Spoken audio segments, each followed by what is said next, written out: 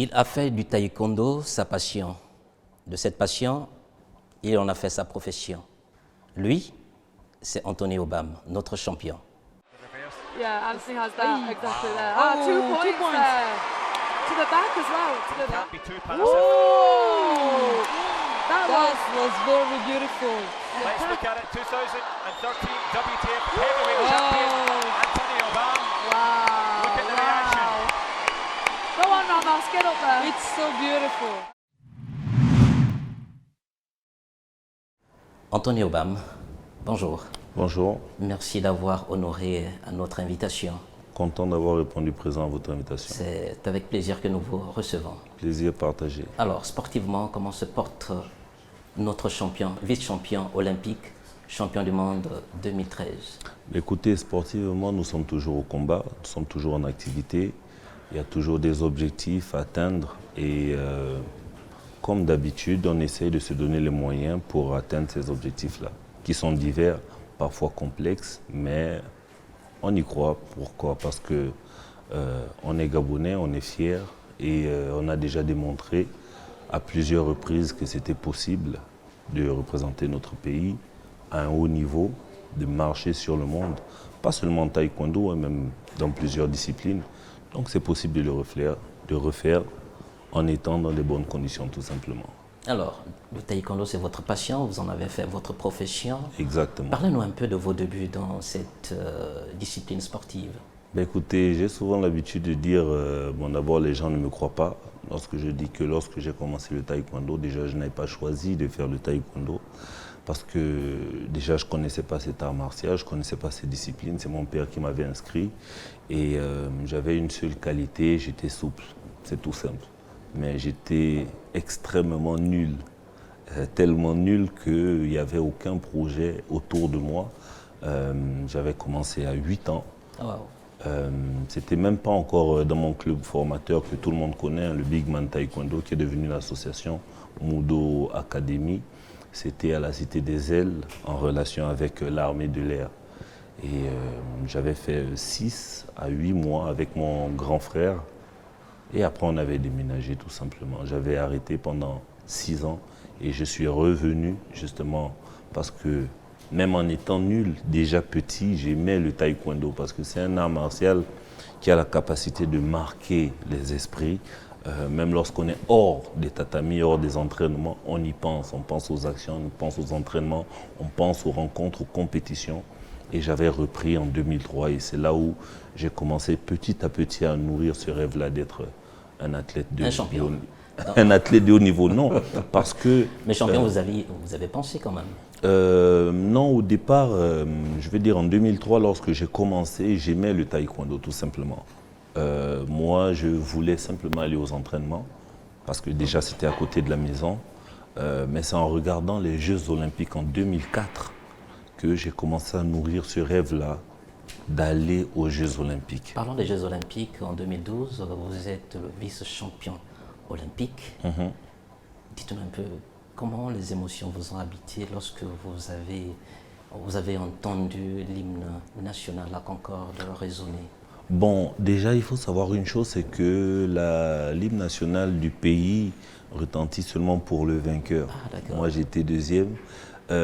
Mais je vais encore vous étonner, j'étais beaucoup plus heureux lorsque je suis parti au tournoi de qualification olympique zone Afrique, donc c'était au Caire en Égypte, parce qu'à ce moment-là, j'avais participé à toutes les compétitions, c'était en 2012, en janvier 2012, je me rappelle comme si c'était hier. J'avais participé au tournoi de qualification mondiale, les championnats du monde, les championnats d'Afrique, les Jeux africains. Et les Jeux Olympiques, c'est la seule compétition pour laquelle il faut se qualifier. Ah ouais. Et donc, lorsqu'on va au tournoi de qualification, le stress, il est à un niveau tel qu'on peut en perdre ses moyens. Et lorsqu'on sait qu'on est qualifié, à ce moment-là, on sait qu'on va percer le plafond pour atteindre à une autre dimension. Alors, Anthony, vous avez dit tout à l'heure que vous avez de la passion pour le taekwondo. Mais pour être champion, il suffit juste d'avoir de la passion ou bien il faut véritablement travailler? Impossible, impossible. Il y a même pas seulement travailler, il y a tellement de facteurs qu'il faudrait prendre en compte. Être un champion, c'est quoi d'abord être un champion? Un champion, c'est quelqu'un qui se prépare. Quelqu'un qui se prépare, qui participe aux compétitions et qui gagne. C'est facile de le dire en 2 phrases, mais tout ce qu'il y a autour, lors de la préparation, lors de la participation aux compétitions et lors des résultats, il faut des moyens financiers, matériels, humains. Il faut un encadrement adéquat. Il faut déjà un propre investissement, une discipline hors du commun, parce qu'on a l'habitude de dire effectivement les jeunes ont le droit de s'amuser, les jeunes ont le droit de vaquer à leurs occupations, mais c'est important d'adopter, d'épouser cette notion-là du sacrifice. C'est d'imposer à soi-même, c'est-à-dire imposer à soi-même son alimentation, ses heures de sommeil, ses fréquentations, répartir son temps et rester focus sur ses objectifs. Ce n'est pas donné à tout le monde. Et voilà pourquoi tout le monde ne peut pas être un champion. Justement, ce n'est pas donné à tout le monde. Voilà pourquoi vous êtes champion en 2013. On a vu les couleurs vert, jaune, bleu et la Concorde. Vous êtes champion du monde en 2013. Moi, j'ai toujours rêvé, à partir des Jeux Olympiques 2004, j'ai toujours rêvé d'être un athlète de haut niveau. J'ai toujours rêvé de participer aux Jeux Olympiques, mais je n'avais pas encore la procédure, je ne connaissais pas encore le cheminement pour arriver à ce niveau-là. La preuve, j'étais convaincu que j'allais aller aux Jeux Olympiques de Pékin en 2008, mais je les ai complètement ratés. D'abord, je n'étais même pas membre de l'équipe nationale, et justement, voilà pourquoi le processus s'est fait via la Fédération gabonaise de taekwondo et la Fédération française de taekwondo, en collaboration avec un système qui a été instauré qui s'appelle la solidarité olympique, qui m'a permis d'aller m'entraîner au sein de l'équipe de France tout en représentant mon pays, justement après mon baccalauréat. Alors, Anthony Obama, oui. Qu'est-ce que ça vous fait de savoir dessiner le sourire sur tout un peuple, l'émotion que vous dégagez, cette fierté, qu'est-ce que ça représente pour vous? Et qu'est-ce que ça pourra représenter aussi pour la jeunesse qui vous regarde, qui vous apprécie? Écoutez, je sais d'abord une chose, c'est que je viens d'un tout petit pays, nous venons d'un tout petit pays, oui. Le Gabon n'est pas connu.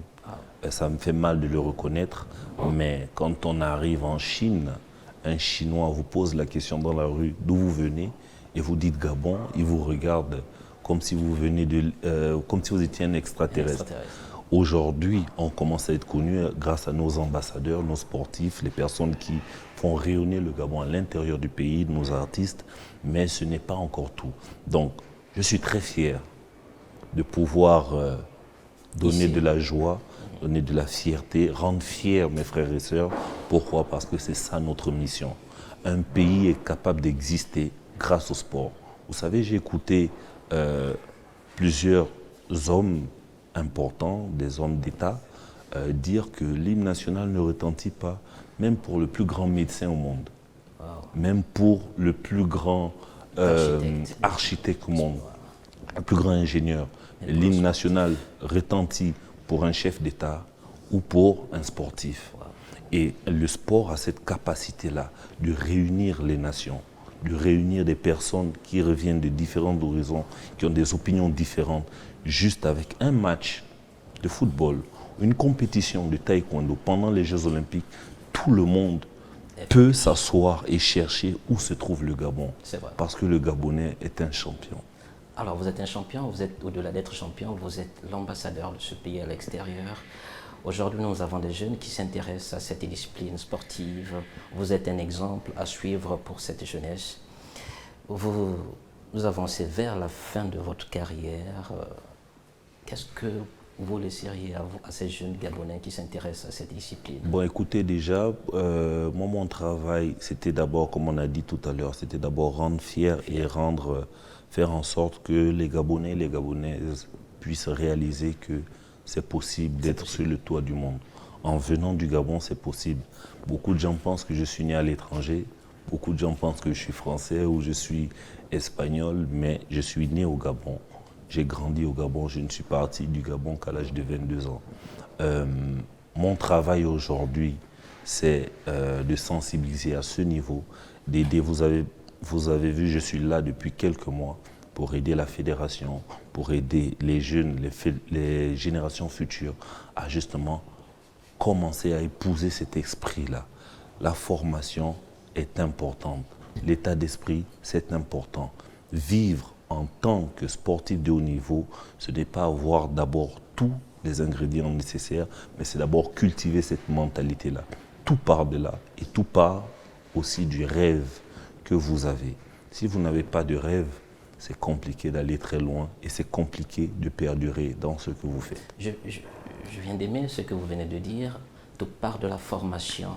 Vous appelez la jeunesse à se former au-delà de la passion qu'ils peuvent avoir. Exactement. Tout récemment, vous avez vu au Samba professionnel, c'est la preuve que la formation est importante. La formation est importante. C'est fini l'époque où on a seulement des sportifs qui savent courir, sauter, se battre. C'est important de se cultiver également. C'est important de se former au niveau de la matière grise. C'est important d'avoir un bagage intellectuel. Je ne dis pas que c'est la seule chose à faire, mais un athlète capable de tenir un vrai discours, capable de soutenir de vrais projets, capable de se former, va beaucoup plus loin qu'un athlète qui sait seulement courir, sauter ou se battre tout simplement. Le temps va tellement vite, Anthony Bam. Est-ce que vous avez un message particulier à laisser à la jeunesse? Message particulier à la jeunesse qui s'y intéresse? Bien sûr, c'est le même message. C'est le rêve d'abord, définir son rêve, se donner les moyens de réaliser son rêve, s'entourer de bonnes personnes. Mais le message n'est pas seulement pour la jeunesse, c'est également nos autorités. Il est important d'accompagner cette jeunesse-là qui rêve seulement d'exploser, qui rêve seulement de faire rayonner notre pays. Important, nous avons besoin de nos autorités, nous avons besoin de nos responsables pour qu'il y ait une vraie politique sportive pour avoir une génération de champions qui pourra aider à faire jaillir notre pays à l'extérieur. Merci champion. Se former, se cultiver, au-delà de la passion qu'on a du taekwondo. C'était le message d'Anthony Obam, champion 2013, vice-champion olympique en 2012.